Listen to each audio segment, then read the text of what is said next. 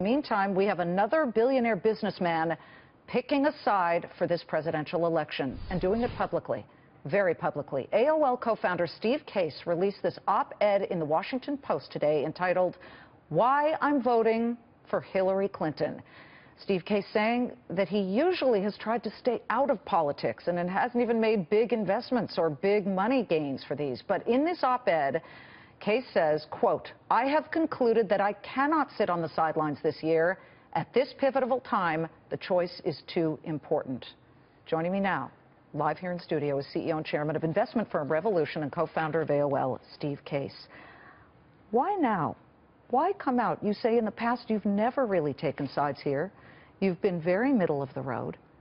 Why take on this headache? Yeah, I thought a lot about it in the last few weeks because for 30 years I have tried to focus on policy, stay out of politics, work together in a kind of nonpartisan way to kind of get things done with the early days of the internet or more recently issues around startup and innovation policy. But I do think it's a pivotal moment for our country. We need to make sure we do everything we can to remain the most innovative entrepreneurial nation. I just concluded the policies Hillary Clinton was putting forth and the specifics around those policies were the right direction. And Donald Trump, while I respect him as a business leader and as a builder of buildings, he just hasn't provided that clarity regarding what he would do around technology issues, around job creation to really move things forward. Well, this is what surprises me. He's the businessman. Right. He's signed, he likes to say, the front of a check. She has not, having That's been right. Mostly a politician.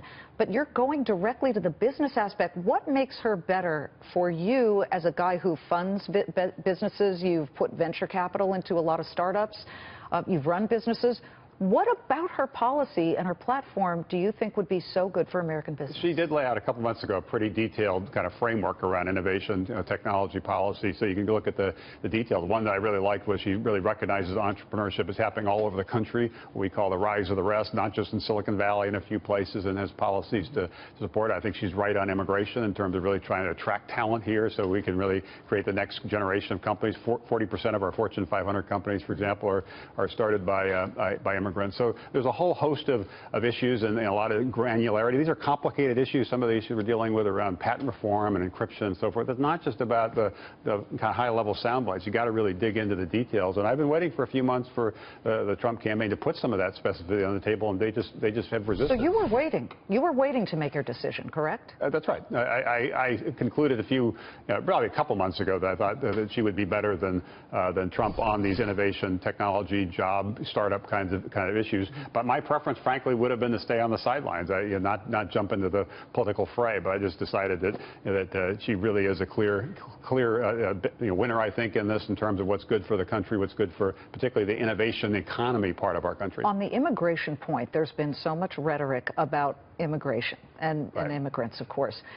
You particularly feel that the rhetoric that he puts forth would really kind of push immigrants or the kids of immigrants away from this country, and then you kind of bring it back to the fact that some of our biggest job-creating companies, I could go back to Intel, Andy Grove was an immigrant, or you could go to Yahoo, Jerry Yang and David Filo, or Google, whether it was Sergey and Larry. All those people were immigrants, and you even mentioned Steve Jobs in the op-ed. But we've got some immigrants who support Donald Trump and feel that he actually is right on the money when it comes to that. What do you say? Immigration is a very complicated issue, as you know, covering it, and there's very many facets to it. And it can become very emotional for a lot of people. But I think you've got to look at where the job creation comes. It's usually from the young, high-growth startups.